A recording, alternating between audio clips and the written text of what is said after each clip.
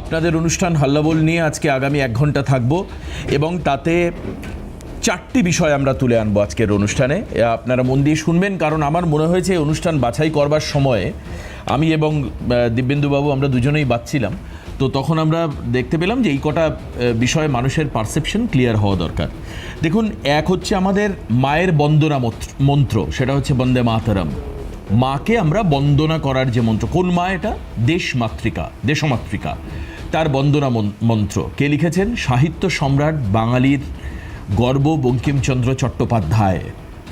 অন্যদিকে জাতীয় সঙ্গীত জনগণ মন অধিনায়ক জয় হে, এই জাতীয় যে গান, জাতীয় সঙ্গীত, তার রচয়িতাকে আমাদের বাংলার গর্ব বিশ্বকবি কবিগুরু রবীন্দ্রনাথ ঠাকুর, যিনি সাহিত্যে নোবেল পুরস্কারে ভূষিত হয়েছিলেন। এখন প্রশ্ন হচ্ছে যে দুজনই বাঙালির অস্মিতা নিয়ে দ্বন্দ্ব, কলহ, আত্মহনন এসবের কোনো জায়গা নেই, কিন্তু তবুও দেখুন রাজনীতির কি অদ্ভুত পরিভাষা এই পুরো বাংলা জুড়ে এখন রাজনীতির। আমি তো দুপুরবেলায় 5টার সময় বিকেলবেলায় আমি শুনছিলাম কংগ্রেস ছাড়া সমস্ত রাজনৈতিক দল, আমি তাও জানি না এটা অধীরবাবুর বক্তব্য না কংগ্রেস সেন্ট্রাল কমান্ডের বক্তব্য, সবাই এর মধ্যে একটা বিরাট ষড়যন্ত্র খুঁজে পাচ্ছেন, একটা বিরাট কনস্পিরেসি খুঁজে পাচ্ছেন। সেটা সুজন চক্রবর্তী বলুন, জয়প্রকাশ মজুমদার বলুন, প্রত্যেকে, আমি সবার কথা শুনেছি যারা ফোনে আমাদের সঙ্গে কথা বলেছেন। এই বিষয়টা নিয়ে আজকে আমি প্যানেলে রাখবো, কোন বক্তা কি বলছেন আপনাদের সামনে শুনবো। কি ব্যাপার? সেটা হচ্ছে বন্দে মাতরম সঙ্গীতকে গাইতে হবে 3 মিনিট 10 সেকেন্ড করে, বন্দে মাতরম সঙ্গীত গাইতে হবে। বিশেষ কিছু পার্টিকুলার জায়গা, সেটা পদ্মশ্রী পুরস্কার হতে পারে, রাষ্ট্রপতির যাওয়া আসার সময় হতে পারে, প্রধানমন্ত্রীর বক্তব্যের আগে হতে পারে, যেখানে এতদিন পর্যন্ত জনগণ মন অধিনায়ক জয় হয়ে ভারতের জাতীয় সঙ্গীত গাওয়া হতো, এখন এই স্তোত্র বা মন্ত্র, মাতৃবন্দনা মন্ত্র, সেটাকে গাইতে হবে। এটা স্বরাষ্ট্র মন্ত্রকের নির্দেশ। এখন স্বরাষ্ট্র দপ্তর বা মন্ত্রক মনে করছে যে এর ফলে জাতীয়তা বোধের যে জাতীয়তা বোধ বা জাতির প্রতি ভালোবাসা, দেশের প্রতি যে মাতৃত্ব, মাতৃসম দেশকে মাতৃ হিসাবে পুজো করার একটা চেতনা মানুষের মধ্যে নতুন করে জন্মাবে। আপনার মনে হতে পারে যে এতদিন কি তাহলে আমাদের মধ্যে চেতনা ছিল না? এটা নিয়ে হচ্ছে বিতর্ক। দ্বিতীয়ত হচ্ছে ভূপেন্দ্র যাদব কেন্দ্রীয় মন্ত্রী, তিনি এই ডিএ প্রসঙ্গ তুলে আনলেন, ঠিক যেভাবে মমতা বন্দ্যোপাধ্যায় বলেছিলেন যে সরকার ডিএ দেওয়ার ক্ষমতা নেই, তার দায়িত্বে এই শাসনে থাকবার কোনো ক্ষমতা নেই বা উচিত নয়। বাম আমলের শেষের দিককার কথা আপনাদের মনে থাকবে। অন্যদিকে রাহুল গান্ধী, আজকে শক্তিদার মতো প্রবীণ নেতাও রয়েছেন, রাহুল গান্ধী আবার এই যে বাজেট হলো, কেন্দ্রীয় বাজেট এবং আমেরিকার সঙ্গে যে চুক্তি হলো, বাণিজ্য চুক্তি, সেখানে ভারতকে আত্মসমর্পণ করেছে আমেরিকার কাছে ভারত, এরকম একটা প্রসঙ্গ তিনি তুলে এনেছেন এবং সেটা নিয়ে তার বক্তব্য গুরুত্বপূর্ণ। এই যে এখন এই মুহূর্তে ভারতবর্ষ চাপে রয়েছে 3টে: মূল্যবৃদ্ধি, একাধিক কর ব্যবস্থা এবং বিশ্বাসঘাতকতার সম্মুখীন দেশ। এই সমস্ত জায়গায় আমরা আজকে আলোচনায় রাখবো। সঙ্গে আমরা চতুর্থ যে বিষয়ে রাখবো সেটা হচ্ছে নামের অদল বদল হচ্ছে এসআইআরে, তাতে বিড়ম্বনায় পড়ছেন মানুষ। চায়ের ঠেক বাঙালির রাজনৈতিক আড্ডার একটা জায়গা, সেখানে চায়ের দোকানের নাম পরিবর্তন হয়ে যাচ্ছে, মুসলিম থেকে হয়ে যাচ্ছেন তিনি পাঞ্জাবি। খুব স্বাভাবিকভাবে লোকলজ্জার ভয়, কারণ তার চায়ের দোকানটা হচ্ছে রাজনৈতিক আলোচনার আখড়া। এবার যখন একজন মুসলিম মানুষকে এসে কে কি বলছেন আমি জানি না, কিন্তু এটা লোকলজ্জার ভয়ে তিনি খানিকটা মুখ লুকিয়ে রাখছেন। এরকম একটা পরিস্থিতি সর্বভারতীয় ক্ষেত্রে তৈরি হয়েছে। আমরা এই 4টে বিষয় আলোচনা করব। আমাদের সঙ্গে যারা রয়েছেন আমি পরিচয় করে দিয়ে আজকের অনুষ্ঠানে। আমাদের সঙ্গে রয়েছেন বিজেপি নেতা, বহুদিনের নেতা আলী হোসেন। আমি স্বাগত জানাবো আলীদাকে আজকের অনুষ্ঠানে। অন্যদিকে গৌরব, ভাতৃপ্রতিম গৌরব, সিপিএম বাম মুখপাত্র, গৌরবকেও স্বাগত জানাই। শক্তি মৈত্র, প্রবীণ কংগ্রেস নেতা, জাতীয় কংগ্রেস মুখপাত্র আমাদের সঙ্গে রয়েছেন। অন্যদিকে অধ্যাপক প্রদীপ্ত মুখোপাধ্যায়, তৃণমূল মুখপাত্র আমাদের সঙ্গে রয়েছেন। প্রদীপ্তদাকে দিয়ে শুরু করি। প্রদীপ্তদা, প্রথম শুরু করব বন্দে মাতরম ইস্যুতে। আজকে যে স্বরাষ্ট্র মন্ত্রকের যে নির্দেশিকা এবং বিভিন্ন রাজ্যকে নোটিশ দিয়ে যে জানানো হয়েছে, বিজ্ঞপ্তি জারি করা হয়েছে যে রাজ্যকে কিভাবে এখন বন্দে মাতরম গান তাকে বিভিন্ন ক্ষেত্রে ইমপ্লিমেন্ট হবে, তার যে প্রোটোকল ক্রাইটেরিয়া সেগুলোকেও বলা হয়েছে। এই মন্ত্র বা গান আপনি যেটাই বলুন, গানের আকারে বা মন্ত্রের আকারে, এখন এটা নিয়ে মূলত আপনারা তো সম্প্রতি অতীতে বাংলা এবং বাঙালির অস্মিতার কথা সামনে এনে রাস্তায় তো নেমেছেনই, সে বিষয়ে কোনো সন্দেহ নেই। বাঙালিকে বিভিন্ন জায়গায় অত্যাচারিত হতে হচ্ছে, বিভিন্ন রাজ্যে পরিযায়ী শ্রমিকের প্রসঙ্গ, এটাই আপনারা অনেক বড় করে রাজনৈতিক পরিসরে বা বাংলার ক্ষেত্রে সেটাকে নিয়ে এসছেন, মানুষের অধিকারের লড়াই করছেন বলেছেন।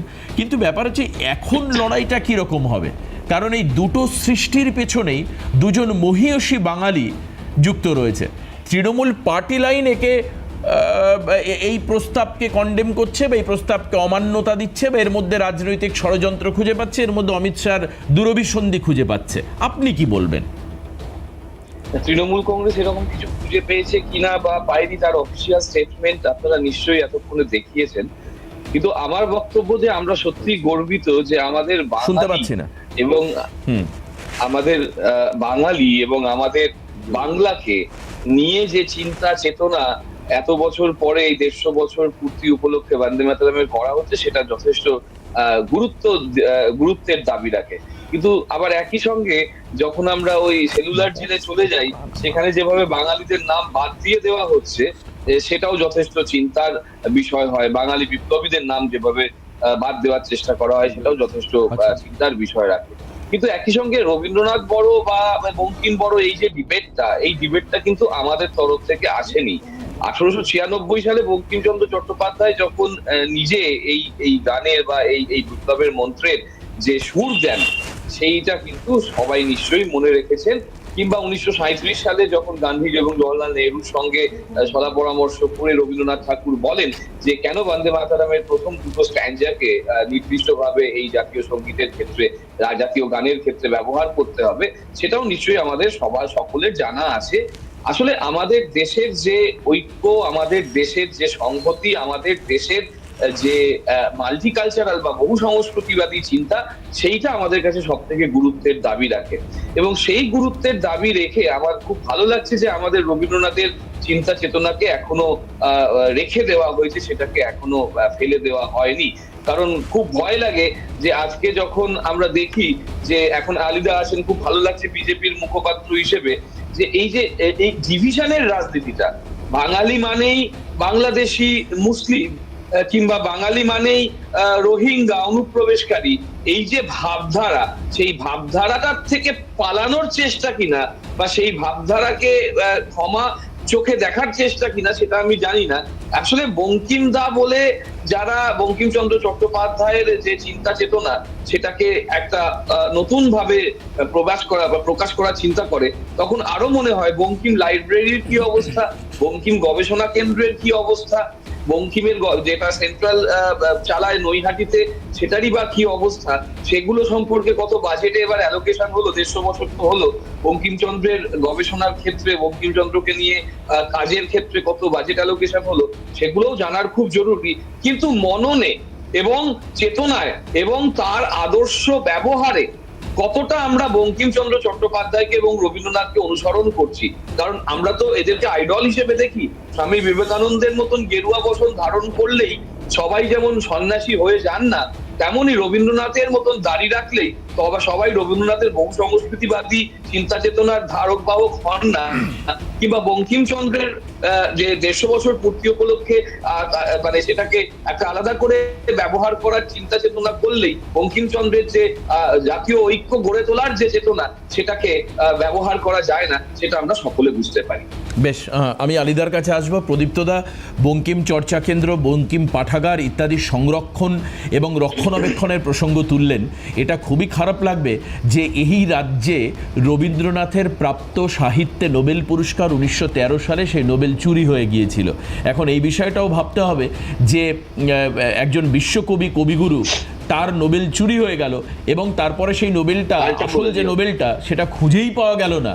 এটা কার ব্যর্থতা? কিন্তু আমি এসব দিকে আসবো না। আমার কথা হচ্ছে দুজনই বাঙালি মানুষ, বাংলা এবং বাঙালির অস্মিতা নিয়ে যদি লড়াই হয়, ক্ষেত্রে আমার মনে হয় সেই অর্থে তাত্ত্বিক লড়াইয়ের কোনো জায়গা নেই।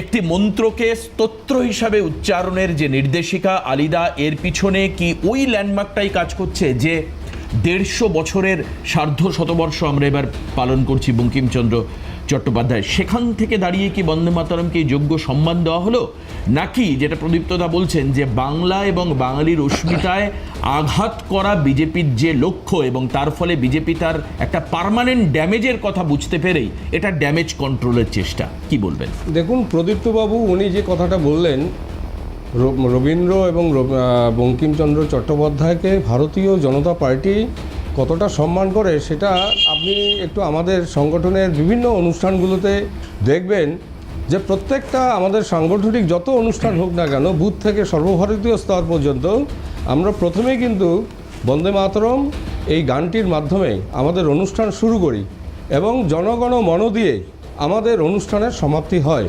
অর্থাৎ রবীন্দ্র বা বঙ্কিমচন্দ্র চট্টোপাধ্যায়কে শুরু করে রবীন্দ্রনাথ ঠাকুর পর্যন্ত আমরা কিন্তু অনুষ্ঠানের সমাপ্তি অনুষ্ঠানটা করি। এটা আজকে নয়, 1951 সাল থেকে শুরু করে আজ পর্যন্ত সেটা চলছে, আরও 1000 বছর পর্যন্তই চলবে। যেটা আমরা বলতে যাচ্ছি, প্রদীপ্তবাবু যে কথাটা বলছেন বঙ্কিমচন্দ্রকে দা বলা, এই যে গল্পটা যে আপনি তুলে ধরছেন না, সেটা দেখুন না কেন, এই তো মালদাতেও তো দেখলাম, মালদাতে কি দেখলাম, রবীন্দ্রনাথ ঠাকুরের অবমাননা করা হলো আপনাদের দলের সংগঠনের পক্ষ থেকে। রবীন্দ্রনাথ ঠাকুরকে আপনারা পুড়িয়ে দিলেন, এই তো ঘটনা। তা সেই জায়গায় দাঁড়িয়ে আমরা যেটা বলতে যাচ্ছি, দেখুন রবীন্দ্র নজরুল সম্পর্কে এবং আমাদের বিবেকানন্দ বঙ্কিমচন্দ্র চট্টোপাধ্যায় সম্পর্কে ভারতীয় জনতা পার্টির যে চিন্তাধারা, সেই চিন্তাধারা বাকি দলগুলোর থেকে সম্পূর্ণ আলাদা। আমরা এদেরকে বঙ্কিমচন্দ্র চট্টোপাধ্যায় 150 বছর পূর্তি উপলক্ষে তাদের শুধু সম্মান করেছি তা নয়, তাদের জন্য আগামী দিনে তাদের আরও কী কী অনন্য কাজ রয়েছে সেই কাজগুলোকে আমরা আরও তুলে ধরব। দেখতে পারবেন এর সমাপ্তি যখন হবে, সেই সমাপ্তি অনুষ্ঠানের মধ্য দিয়ে মাননীয় প্রধানমন্ত্রী সেটা বলবেন। যে কথাটা বলবার চেষ্টা করছি আমরা, যে আজকে বন্দে মাতরম সঙ্গীত আজকে গায় না, অনেকেই গায় না। আমরা দেখেছিলাম 1937 সালের কথা প্রদীপ্তদা বলল, সেই সময় কিন্তু মুসলিম লীগের পক্ষ থেকে বলা হয়েছিল আমরা জনগণটা গাবো না, সেখানে জনগণ মন অধিনায়ক জয় হে ভারত ভাগ্য বিধাতা বলা হয়েছে, সেই কারণে ওনারা গাবেন না। এবং কংগ্রেসের অধিবেশনেও জনগণ এই গাওয়ার বিরোধিতা করা হয়েছিল সেই সময়, আমরা দেখেছি কংগ্রেসের পক্ষ থেকে। কিন্তু আমরা আজ পর্যন্ত ভারতীয় জনতা পার্টিতে আমরা কিন্তু আজ পর্যন্ত জনগণ মনকে কখনো অসম্মান কোনোদিনও করিনি। আমরা প্রতিটা অনুষ্ঠানে আমরা জনগণ মনকে আমরা শ্রদ্ধার সহিত আমরা গাই। কিন্তু আমরা কি দেখলাম, এই যে পার্লামেন্টে দাঁড়িয়ে একসময় জনগণ মন গাওয়া হতো কংগ্রেসের আমলেই, আমরা কি দেখলাম জনগণ গণটা সরে সেখানে এখন বাঁশির সুরে গাওয়া হচ্ছে। এই তো পার্লামেন্টের অবস্থা। আমরা সেটা গানে রূপান্তরিত করতে যাচ্ছি, স্বকণ্ঠে আমরা গাইতে যাচ্ছি। আমি মুসলিম, মানে বলতে লজ্জা লাগে, কিন্তু আমি মুসলিম বলছি, ভারতীয় জনতা পার্টি রিপ্রেজেন্ট করছি, আজকে মুখপাত্র হিসাবে বলছি, আমরা কিন্তু জনগণ মন শুধু গাওয়া শুধু নয়, তাকে যথাযোগ্য সম্মান আমরা করি। বন্দে মাতরম সঙ্গীত যেটা আমরা গাচ্ছি, যে বন্দে মাতরম সুজলাং সুশলাং শস্য শ্যামলাং মলয়জ শীতলাম বন্দে মাতরম, এই যে আমরা যে গীতটা যে আমরা গাচ্ছি, জাতীয় স্রোত যেটা আমরা গাচ্ছি আজকে, সেটা আমরা ভারতীয় জনতা সংখ্যালঘু মোর্চাও আমরা গাচ্ছি, বিজেপিও গাচ্ছে। এই গানটা গান না আপনারা কোন জায়গায়? আপনারা বলুন তো, তৃণমূল পার্টি করেন বা কংগ্রেস পার্টি করেন, জনগণ বন্দে মাতরম গাচ্ছেন কি আপনারা? কোথাও কি আপনাদের অনুষ্ঠানে বন্দে মাতরম এই গীতটা আছে? আপনারা নাই সেখানটায়, আমাদের আছে, আমরা গাই, প্রতিদিন গাই, কিন্তু আপনারা সেটা গান না। আপনারা কোথায় মোদিজি আজকে বাংলার সংস্কৃতিকে তিনি বলতে গিয়ে বলেছেন, আপনারা জানেন? আজ আমরা সবাই বাঙালি, আমরা সাধারণত বাঙালিকে দা বলেই বলি, কিন্তু যখন নন বেঙ্গলিরা আসে তারা কিন্তু আমাদের কাছে জি হয়ে যায়, জি অলরেডি নামের সঙ্গে আমরা জি বলি। এটা একটা বিষয় আছে। তার মানে এই না প্রধানমন্ত্রীজি বঙ্কিমচন্দ্র চট্টোপাধ্যায়কে অবমাননা করেছেন, তার নামে অসম্মান করেছেন, এরকম বিষয় নয়। সেই জায়গায় দাঁড়িয়ে আমরা যেটা বলতে চাই, যে স্রোত আনা হয়েছে, যে সঙ্গীতটা আনা হয়েছে বঙ্কিমচন্দ্র চট্টোপাধ্যায়ের বিভিন্ন অনুষ্ঠানে, প্রধানমন্ত্রী সাহেব আসবেন তার আগে বন্দে মাতরম গাওয়া, রাষ্ট্রপতি আসবেন তার আগে বন্দে মাতরম গাওয়া, কোনো একটা অনুষ্ঠানে সরকারি অনুষ্ঠান হবে সেখানে বন্দে মাতরম গাওয়া, তাতে কি হয়, দেশপ্রেমটা জাগরিত হয়। দেশের প্রতি যে একটা আমাদের যে কর্তব্য, দেশের প্রতি আমাদের যে চিন্তা ভাবধারা সেটা আমরা প্রকাশ করতে পারি। একদম। আজকে কমিউনিস্টের কথা বলুন না কেন, এখানে বাম প্রতিনিধি গৌরব বাবু আছে, আজকে বাম প্রতিনিধি আজকে তাদের তো কোনো না বন্দে মাতরম না জনগণ কোনো দলেরই ওদের দলে কোনোটাই কিছু করা হয় না। ওদের দলে হচ্ছে স্যালিউট, ইনকলাব জিন্দাবাদ ইত্যাদি ইত্যাদি বলে, কিন্তু তাদের তো এই অনুষ্ঠানগুলো হয় না। তারা কি ভারতীয় না? না না, তারা কি ভারতীয় না? তারা তো ভারতীয়। তাহলে তারা কেন গাচ্ছে না তাদের সরকারি অনুষ্ঠানগুলোতে? আলিদা, এটা নিশ্চয়ই গৌরব বলবে। জাতির কথা যখন আমরা বলি বা দেশের কথা আমরা যখন বলবো, তখন সেই ক্ষেত্রে কে কোন জাতি, কে কোন ধর্মের, সেটা দেখার বিষয় নয়। কারণ আমাদের ভারতবর্ষের গঠনতন্ত্রটাই এরকম। অনেকে বলেন যে ধর্মের ভিত্তিতে দেশ ভাগ হয়েছিল, সেটা তো অন্য বিষয়। কিন্তু পাশাপাশি ভারত যেহেতু সার্বভৌমত্বে বিশ্বাস করে, সেই কারণের জন্য সার্বভৌম অবস্থান হচ্ছে এখানে সব থেকে আগে দরকার। আমি শক্তিদার কাছে আসব। একটা জিনিস ছোট্ট অনুরোধ থাকবে আমার এই অনুষ্ঠানের মধ্যে দিয়ে, সেটা হচ্ছে এই যে কাউকে দা বলা বা জি বলা, যেটা আলিদা বলছিলেন, কিন্তু যেভাবে এই সমস্ত মহান মনীষীদের কর্মকাণ্ডকে মিস ইন্টারপ্রেট করা হয়, ভুলবশত করা হয়, গর্বের সাথে মঞ্চে দাঁড়িয়ে, মানে রামমোহনের কর্মকাণ্ড থেকে শুরু করে রবীন্দ্রনাথ কিসে নোবেল পেয়েছেন সেটা না বলতে পারা থেকে শুরু করে একাধিক বিষয়, এগুলো আমার মনে হয় রাজনৈতিক নেতারা ন্যূনতম শিক্ষা নিয়ে মঞ্চে বক্তব্য রাখতে গেলে খুব ভালো হয়। তাহলে বাঙালির অস্মিতা নষ্ট হয় না।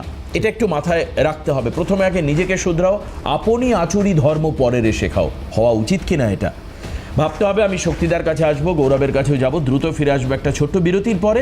কোনো বিতর্কেরই জায়গা নেই এটা নিয়ে, ফালতু সময় নষ্ট করা হচ্ছে এবং যেগুলো ইস্যু তার থেকে মানুষকে সরিয়ে দেওয়া হচ্ছে। শক্তিদা, আপনি কি একই মত? দেখো, সার্ধশতবর্ষে সাহিত্য সম্রাট ঋষি বঙ্কিমচন্দ্র চট্টোপাধ্যায়ের অতি শ্রদ্ধা জ্ঞাপন করা এবং কংগ্রেস অধিবেশনে রবীন্দ্রনাথ ঠাকুর সুর দিয়েছিলেন এই বন্দে মাতরম, যে স্তোত্র বলো বা মন্ত্র বলো, মাকে বন্দনা করা। আমরা জাতীয় কংগ্রেস, আমরা স্লোগানই দিই বন্দে মাতরম, এবং এটা ইদানিং উঠে গেছে। আগে স্কুলে বলো বা সিনেমা হলে বলো, বই শেষ হওয়ার সময় জনগণ মন অধিনায়ক জয় গানটা গেয়েই শেষ করা হয় না, শুরু করার সময় তো এখনো হয় না। যেটা দুর্ভাগ্যের ব্যাপার যে রবীন্দ্রনাথকে রবীন্দ্রনাথ সান্যাল বলা হয়, বঙ্কিমচন্দ্র চট্টোপাধ্যায়কে বঙ্কিম দা বলা হয়। এটা কি খুব একটা সম্মান প্রদর্শনের ব্যাপার? আজকে নৈহাটিতে খুব সম্ভবত কাঁঠালপাড়ার জায়গায় বঙ্কিমচন্দ্র তার জীবনের অনেকটা সময় কাটিয়েছে। সেইখানে একটা ঋষি বঙ্কিমচন্দ্র কলেজ আছে। সেখানে কেন্দ্রীয় সরকারের অধীনে যে সমস্ত সংস্থাগুলো আছে তার রক্ষণাবেক্ষণের জন্য কত টাকা ধার্য করা হচ্ছে, কিভাবে করা হচ্ছে, সেটা দেখা একমাত্র দরকার।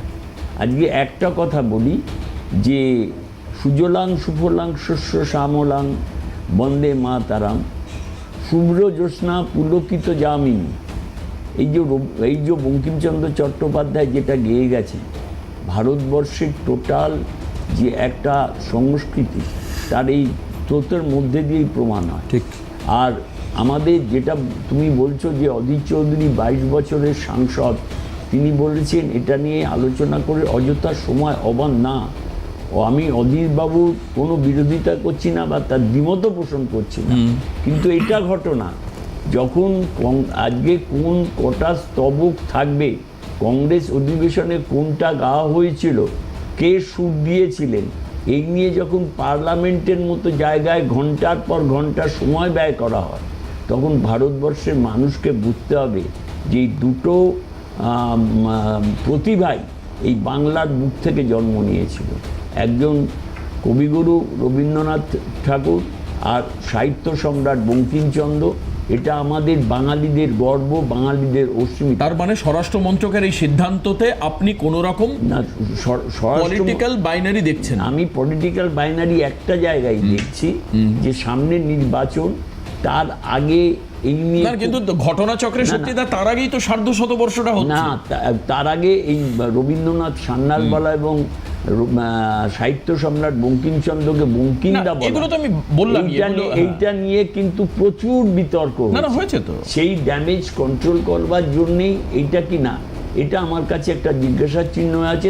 তদুপরি একটা কথা বলতে আমি বাধ্য যে আমাদের বুক গর্বে ভরে ওঠে, যেহেতু দুজনেই বাঙালি, জাতীয় মন্ত্র এবং জাতীয় সঙ্গীত এবং একদম। জাতীয় মন্ত্র। বেশ খুব ভালো শক্তিদা, একদম স্পোর্টিংলি এই সিদ্ধান্তকে বিরোধিতা না করে ভোটের আগে কেন, ঠিক যেরকম ভাবে এসআইআর নিয়ে শক্তিদারা প্রশ্ন তুলেছিলেন দুটো, কেন ভোটের আগে আর কেন এত কম সময়, ঠিক একই রকম ভাবে যেহেতু সর্বভারতীয় রাজনীতিতে বিরোধিতার আসনে রয়েছেন শক্তিদারা, মন চাইলেও পারসেপশন তো চাইছে না। এই জায়গায় দাঁড়িয়ে শক্তিদার হয়তো এই কথা বলা, আমি জানি না সেটা বিতর্কের বিষয়। গৌরব কি বলবে এই বিষয়ে?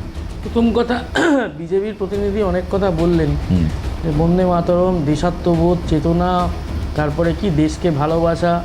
আচ্ছা দাদা, আমি একটা প্রশ্ন করি, সেটা হচ্ছে এই যে ভারত পাকিস্তান, এই যে কিছুদিন আগে পাহেলগাঁও কাণ্ডের পর যে ট্রাম্প আমেরিকা থেকে বসে ঘোষণা করলেন যে ভারত আর পাকিস্তানের মধ্যে যে এই যে যুদ্ধ খেলা আমি এখান থেকে বলে বন্ধ করলাম, তাহলে দেশের সম্মান বাড়লো না কমলো? আপনার মোদিকে একটু বলবেন যে কি হলো ব্যাপারটা, যে দেশের সম্মান কোথায় নিয়ে গেলেন?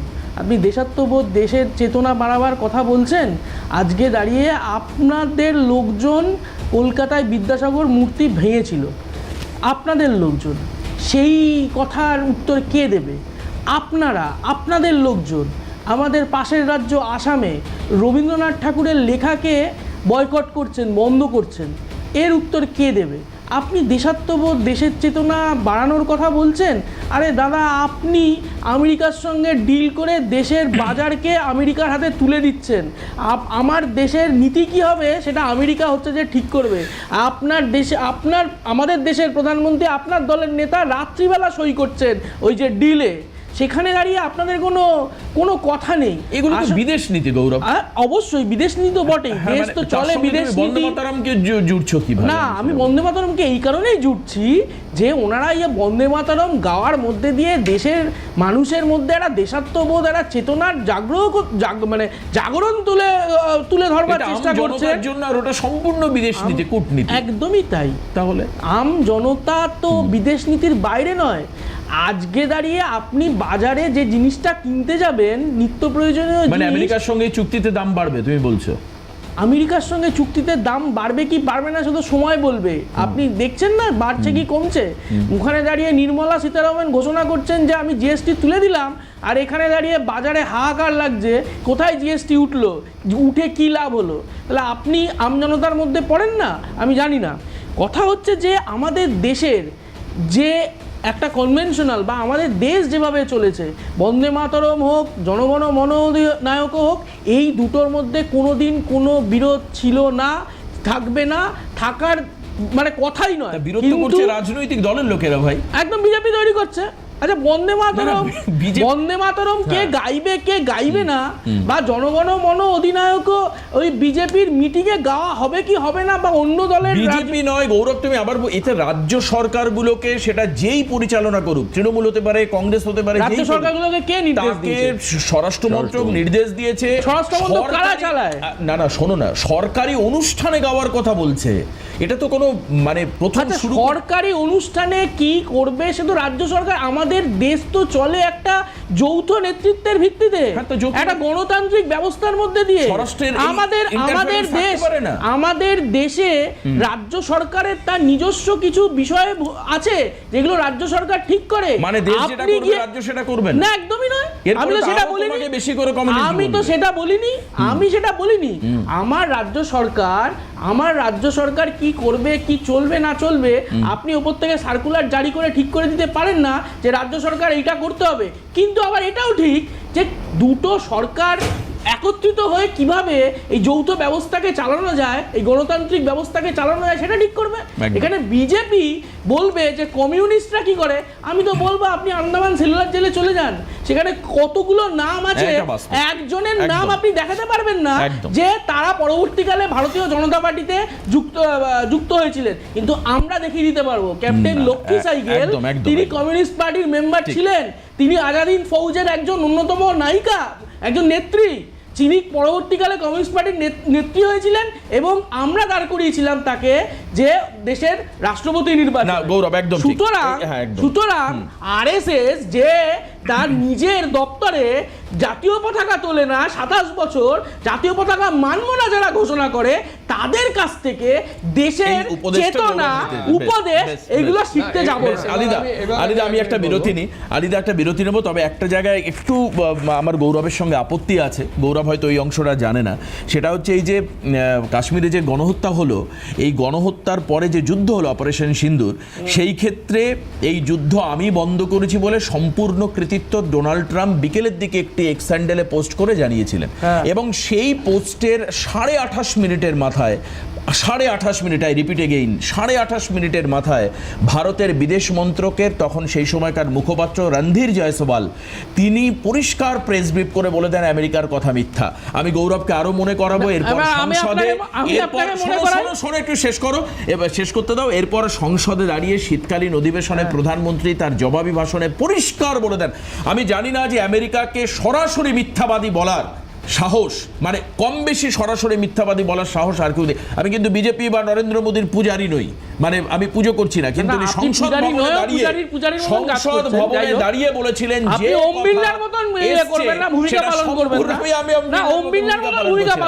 সম্পূর্ণ মিথ্যা।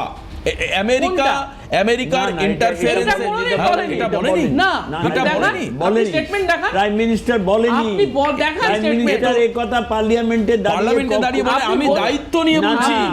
যখন দায়িত্ব না নিয়ে, প্রদীপ্ত দা আপনি শুনেছেন না, আপনি শোনেননি? আমি বললাম দায়িত্ব না নিয়ে দেখিয়ে দিলে তো মানুষের বিশ্বাস না। এবার আপনি যেভাবে দেখাতে বলছেন, ব্যাপারটা এরকম হচ্ছে যে তুমি পেন দিয়ে লিখছো, রিপিলটা খুলে দেখাও তো, আমি রিপিলটা খুলে দেখিয়ে দিলাম, এটা তো অত সোজা নয়। আমি হয়তো এখনই আমি চেষ্টা করবো, দেখুন এটা আমার হাতে দেখানো নেই, আমার টিম যদি আমায় হেল্প করে তাহলে আজকে এটা প্রমাণিত হবে যে দেবাশিস চক্রবর্তী না জেনে কথা বলে না। রেকর্ড করে রেখেছেন তো এটা, আমি বলছি যে এটা আগামী 1 সপ্তাহের মধ্যে, 1 সপ্তাহ আপনাদের এত ভালো আপনাদের ডেটাবেস, তাও 1 সপ্তাহের মধ্যে গৌরব যে মিথ্যে বলছে সেটাকে আপনি প্রমাণ করার আমি দেখিয়ে দিন। একদম যদি আজকে হয় আজ, না হলে আমি 7 দিন সময় নিলাম যে একেবারে পার্লামেন্টে দাঁড়িয়ে এই কথা প্রধানমন্ত্রী বলেছিলেন যে আমেরিকার এই যে অবস্থান আমেরিকা। আমার দেবাশিস একটা কথা, মোদি পার্লামেন্টে দাঁড়িয়ে কি একথা বলেছেন যে ডোনাল্ড ট্রাম্প যে কথা বলছে সেটা সম্পূর্ণ মিথ্যা? বাবা আপনি আবার আপনি কূটনীতি বিষয়টা মানবেন না তো কোন জায়গায় চলে যাচ্ছেন আপনি? দাদা তুমি কেন এই কথাটা বলছো? আমি তো বুঝতে পারছি না। রেকর্ডেড আছে, যুদ্ধ থামানোর ইস্যুতে কারোর কথা শোনা হয়নি, এই হচ্ছে প্রধানমন্ত্রীর বক্তব্য। তার মানে কি? তার মানে এইটাই আমি বলছি যে আপনি চাইছেন যে ডোনাল্ড ট্রাম্প উল্লেখ করে বলতে, একদম, কারণ ডোনাল্ড ট্রাম্প কি দাবি করেছিল, কি বলেন দেশের প্রধানমন্ত্রী দাবি করেছিল, দেশের প্রধানমন্ত্রী সকালে কি বলেন আর বিকেলে কি বলেন দেশের প্রধানমন্ত্রী নিজেই জানেন। একটা বিরতি নেই, একটা বিরতির পর ফিরে এসে কেন্দ্রীয় মন্ত্রী ভূপেন্দ্র যাদব ডিএ ইস্যুতে বা রাজ্যের ইস্যুতে একাধিক সংবাদপত্রের একটা ক্লিপিংস এখানে রয়েছে, আল জাজিরা সংবাদ মাধ্যম, তারা বলছেন, আমি ফুটেজ আমি দেখানোর চেষ্টা করছি, আমার টেকনিক্যাল টিম চেষ্টা করছে, কিন্তু ইট ইজ অ্যাবসলিউটলি ক্লিয়ার যে PM Modi told president Trump clearly that during this period there was no talk at any stage on the subject like India US deal or US mediation of between the India and Pakistan in the time of Operation Sindoor. It is clearly mentioned, এখানে পরিষ্কার করে বলা আছে, তো কাজেই খুব পরিষ্কার আমরা বক্তব্য শোনানোর চেষ্টা করব। একটা সংবাদপত্রের কোটেশন থেকে এটা তুলে দেওয়া, হ্যাঁ মানে এখানে একদম মানে কোর্ট থেকে কি হচ্ছে সেটা দেখছো না, কোট আনকোট দেওয়া আছে, বিক্রম মিস্ত্রি এবং রণধীর জয়সওয়াল দুজনেরই প্রেস স্টেটমেন্ট আছে। আমার পরিষ্কার, আমি সামনে বসে শুনেছি, এটা অস্বীকার আমার বক্তব্য হচ্ছে ওখানে কি লেখা আছে যে ইউএস মিডিয়েশন যে ডিল এবং পাকিস্তানের মধ্যে ইন্ডিয়ার সঙ্গে পাকিস্তানের মিডিয়েশনের সেখানে আমেরিকা কোনো হস্তক্ষেপ করবে না, তাহলে করবে না, করেনি, ঠিক আছে। প্রশ্ন হচ্ছে তাহলে আপনি একটা কাগজের বললেন, কিন্তু আপনি দেখান না, আমি যে চেষ্টা করব। দেশের এটা প্রধানমন্ত্রী বলছেন উনি। তিনি দাঁড়িয়ে বলছেন একদম, যে একদম। আমরা আমেরিকার হস্তক্ষেপ মানি না। এটা আপনি দেখান, আপনি দেখান। এতক্ষণ আমি নীরব ছিলাম ভাই, আমি এখন আপনি একটু- নীরবই থাকবেন, আমি এখন আপনার বলবো, পশ্চিমবাংলায় কিছু দেখুন, করার নেই, ছেড়ে দিন। অপারেশন সিঁদুর না, নিয়ে ঠিক আছে। অপারেশন সিঁদুর একটা নিয়ে মিনিট, একটা কোনোদিনও প্রধানমন্ত্রী বলেনি আমেরিকা যেটা হ্যাঁ, বলছে হ্যাঁ, সেটা ঠিক, কখনো বলেনি। আপনারা জানেন যে দুই দেশের তাদের যে ফৌজের যে সেনাবাহিনী তাদের যে প্রধান তাদের সঙ্গে কথা বলে একদম, অপারেশন আমার- সিঁদুর আমার- বন্ধ করে আমার- দেওয়া হয়েছে। আরে, এখানে তাহলে কোনো আপনি বলুন, আমেরিকার কোনো ব্যাপার তাহলে নেই। আপনার ট্রাম্পের কোনো ব্যাপার নেই। প্রধানমন্ত্রী বলুন আপনি যে এই ডোনাল্ড জায়গাটায় বলুন, ট্রাম্প দেখো, গৌরব বাবু, ওই যে আপনি বলুন ওনার উপরাষ্ট্রপতি যে আপনার আছে কথা মুখ্যমন্ত্রী, আমি বলুন। আবারও শুনুন, বলছি, আপনার মুখ্যমন্ত্রী যখন- আবারও আমি এক মিনিট আমি আবারও রিপিট করছি রণধীর জয়সওয়াল বিদেশ মন্ত্রকের তরফে প্রেস স্টেটমেন্ট করে on the date of the 13th of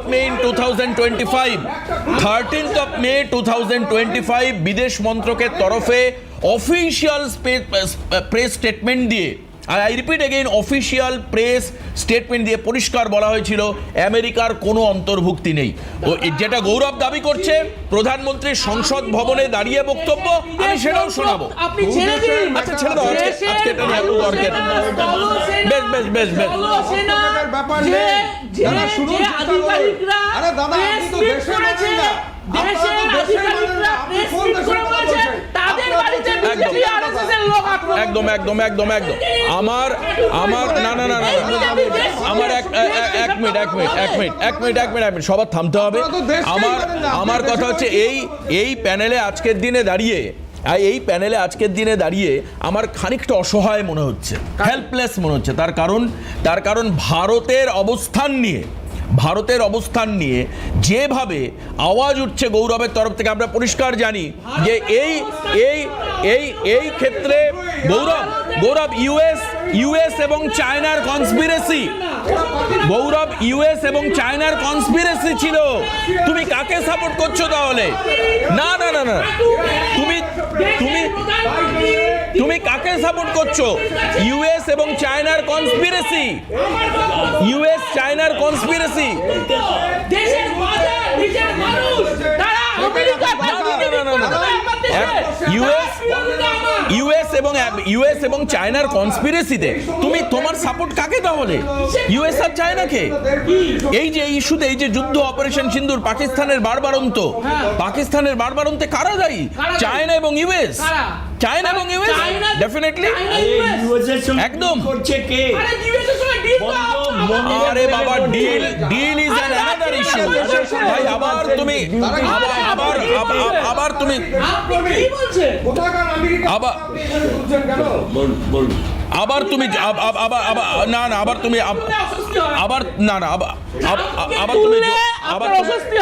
তুমি জটিল করছো। আপনারা কি দেশকে সত্যি সত্যি ভালোবাসেন বামফ্রন্টরা? আবার তুমি জটিল করে দিচ্ছ বিষয়টা। পুরোপুরি জটিল করছো। এই ক্ষেত্রে পাকিস্তানকে মুতোর জবাব ভারত দিয়েছে। ভারতের ইস্যুতে, ন্যাশনাল ইন্টিগ্রিটি ইস্যুতে গৌরব এক হওয়ার চেষ্টা করো। একদমই তাই, আমার তো বক্তব্য তাই। কিন্তু আপনি বলুন, আপনার মিডিয়া তো দেখিয়েছিলেন যে অমুক বন্দর ভেঙে তছনছ করে দিয়েছে, তমুক বন্দর ভেঙে তছনছ করে দিয়েছে। আপনি প্যানেল বসিয়েছিলেন, আপনার মিডিয়া প্যানেল বসিয়েছিল, তারপর দেখা গেল ওগুলো ভিডিও গেমস। আপনার মিডিয়া প্যানেল বসিয়েছিল যে দেশের আধিকারিক, ওই যে 3 জন মহিলা আধিকারিক, তারা প্রেস মিট করে বলছেন, আরেকবার আমি বলছি, মিডিয়া কি করেছিল ইট ডাজন্ট ম্যাটার। তুমি কি বলছো যে অপারেশন সিন্দুর পুরোপুরি অ্যাক্টিভ ছিল না, আনএফেক্টেড ছিল? তুমি কি বলছো তাহলে?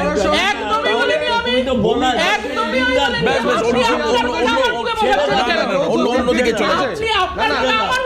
মিডিয়া কি প্রচার করেছে ওটা অন্য ইস্যু। ভূমিকা সিং এবং সফিয়া কুরেশি তারা সেনাবাহিনীর পক্ষ থেকে যে দেশের হয়ে বিবৃতি দিয়েছিল, সেই বিবৃতি হচ্ছে দেশের বিবৃতি।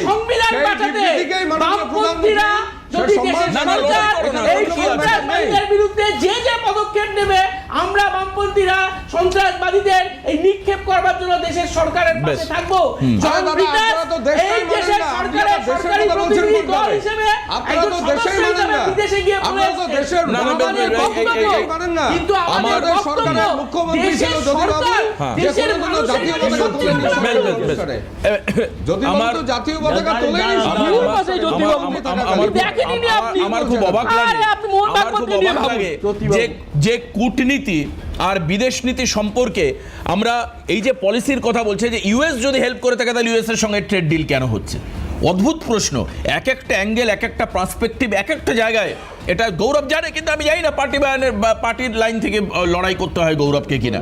কিন্তু ব্যাপার হচ্ছে আমরা আসবো অবশ্যই পরে নিশ্চিত একটা 2025 খুব সম্ভবত বাদল অধিবেশনের শেষ দিন বক্তব্য রাখতে গিয়ে জবাবি ভাষণ যখন দিচ্ছেন বাদল অধিবেশনে সংসদ ভবনে দাঁড়িয়ে কি বলেছিলেন প্রধানমন্ত্রী, আপনারা চ্যালেঞ্জ করেছিলেন, আপনি আমাকে 7 দিন টাইম দিয়েছিলেন। I thanks to my all colleagues, যার উপরে রয়েছে, যারা হেল্প করেছে। এই বাইট এক্ষুনি এই মুহূর্তে আপনাকে আমি লাইভ শোনাতে পারবো, একটু চেষ্টা করুন শোনার এবং বোঝার। আমি জানি না এখানে এক্ষেত্রে অবশ্যই বিদেশ নীতি, কূটনীতি এগুলো সব মাথায় রেখে দেখবেন কি বলছেন মোদি। 29 তারিখে সংসদ ভবনে দাঁড়িয়ে শুনুন একবার।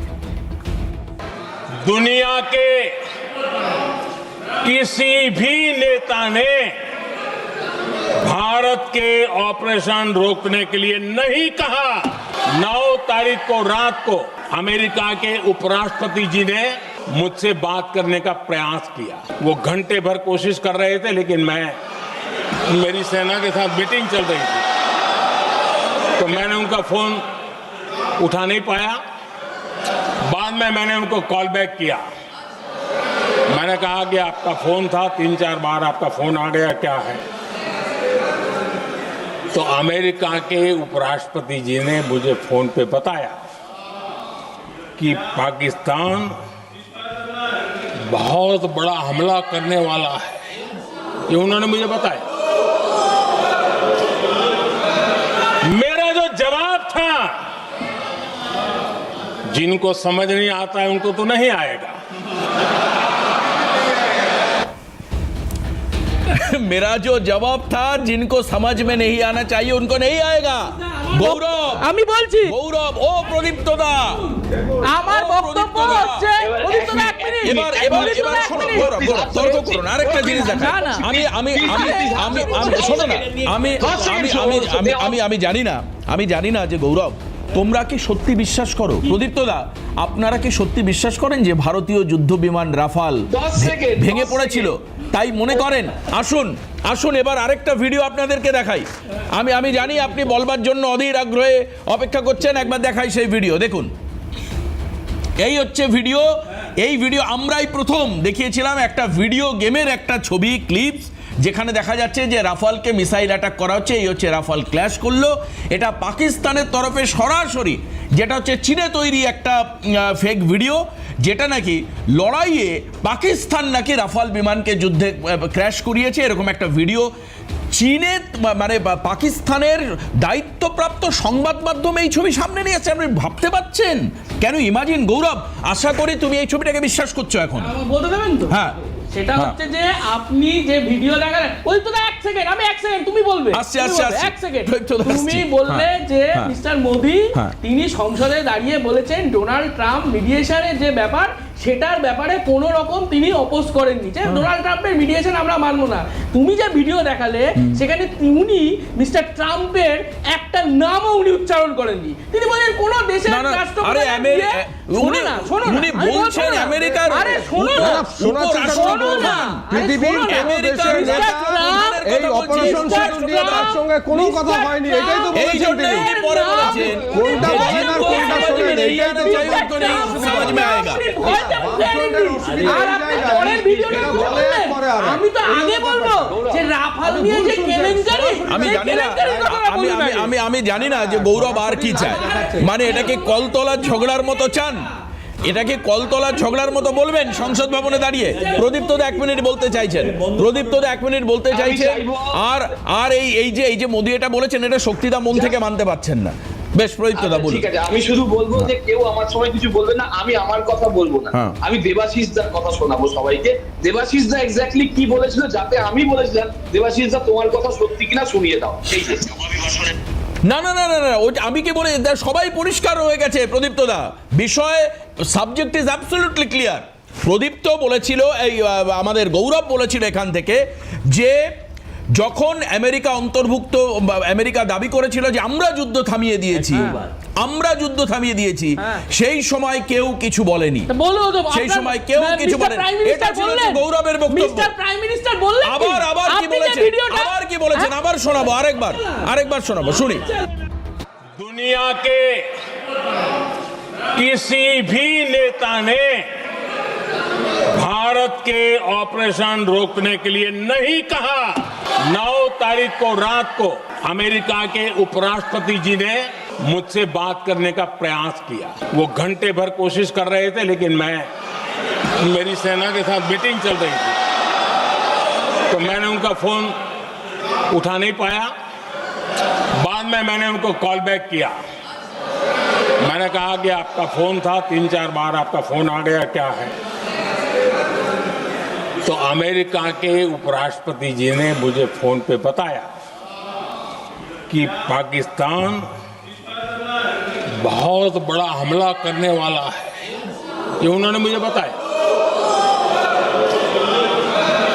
मेरा जो जवाब था, जिनको समझ नहीं आता है उनको तो नहीं आएगा,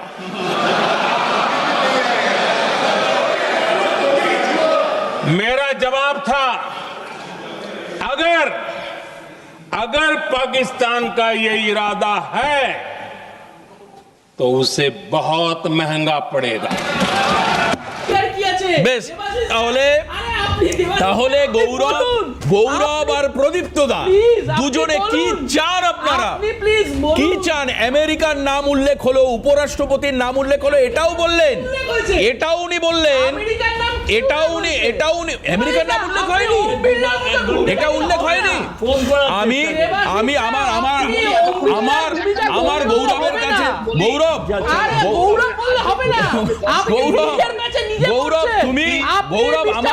আমার দাদা হিসাবে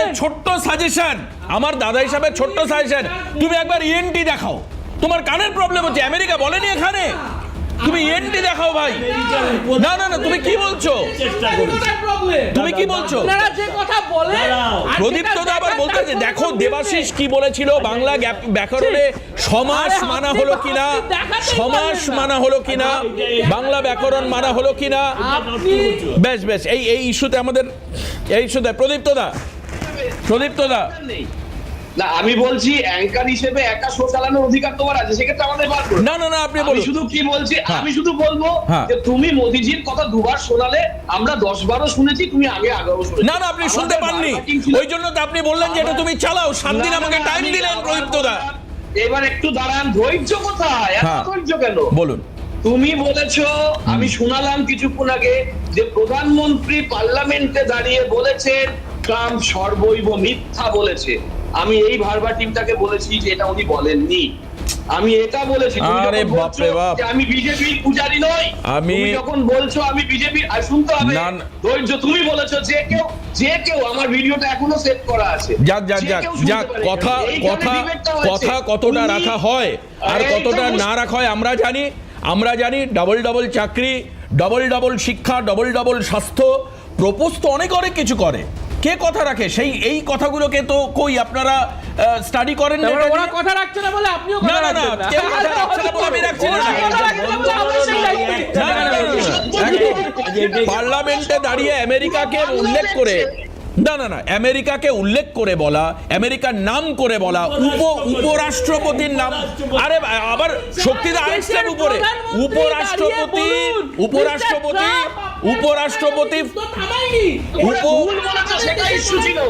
তুমি মোদিজির নাম করে ভুল বলেছো, সেটা ইস্যু ছিল। মোদিজি কি বলেছেন সেটা ইস্যু না, ইউ আটার রং ওয়ার্ড, সেটা বলেছি আমি। কে বলতো অপারেশন সিন্দুর নিয়ে মাননীয় প্রধানমন্ত্রী পরিষ্কার করে বলেছে, সারা দেশব্যাপী সবাই জানে যে এখানে কোন পৃথিবীর কোন দেশ, এবং সেখানে আমেরিকার উপরাষ্ট্রপতি ফোন করেছিলেন। এটা বাংলা ব্যাকরণ, এটা সমাজ। না তুমি তো কথা আসছো, তুমি তো ওয়ার্ড জাগলারিতে আসছো। না না না না না, তুমি ওয়ার্ড জাগলারিতে আসছো, ওয়ার্ড জাগলারিতে আসছো। বেশ, না না না, আজকে বেশ, আজকে হাতে সময় নেই। প্রশ্ন একটাই, বিষয় যাই থাকুক আমাদের হাল্লা বলে, জাতীয়তাবোধ ভারত নিয়ে যখন প্রশ্ন আসবে তখন আমরা যে কোনো বিষয়কে পিছনে রেখে ভারতবর্ষের ইন্টিগ্রিটি, তার জন্য লড়াই, এটাকে সব থেকে আগে আমরা সামনে রাখবার চেষ্টা করব, সেটা যেই হোক না কেন, যেভাবেই হোক না কেন। আসুন, এবং আমরা জানি যে সেই সময় তৃণমূল কংগ্রেসের তরফে অভিষেক বন্দ্যোপাধ্যায় তিনি সারা পৃথিবী ঘুরে ভারতের বর্ষের কথা বলেছেন। প্রদীপ্তদা, কংগ্রেসের তরফ থেকে কংগ্রেসের শশী থারুর ছিলেন, বিভিন্ন রাজনৈতিক দলের রিপ্রেজেন্টেশন ছিল। কেন আজকে এটা নিয়ে আবার বিতর্ক হবে? কেন বিতর্ক হবে? সেই সময় সবাই দেশের পাশে দাঁড়িয়েছিলেন। মমতা বন্দ্যোপাধ্যায়ের বক্তব্য আমার মনে আছে, উনি বলেছিলেন আগে দেশ, এবং উনি এই সীমান্তবর্তী এলাকার টেনশন দূর করবার জন্য সমস্ত ইনিশিয়েটিভ দিয়েছিলেন সেনাবাহিনীকে। কেন যাবে? আজকে এখানে আমরা শেষ করব। আমি অনেক ধন্যবাদ জানাই আলিদাকে, প্রদীপ্তদাকে, গৌরবকে এবং শক্তিদাকে। সময় পেলাম না সব বিষয় নিয়ে আলোচনা করায়। অবশ্যই আগামীকাল আবার হাল্লা বলে আপনাদের সঙ্গে দেখা হচ্ছে। পরবর্তী খবরে নজর রাখুন, সঙ্গে থাকুন। নমস্কার।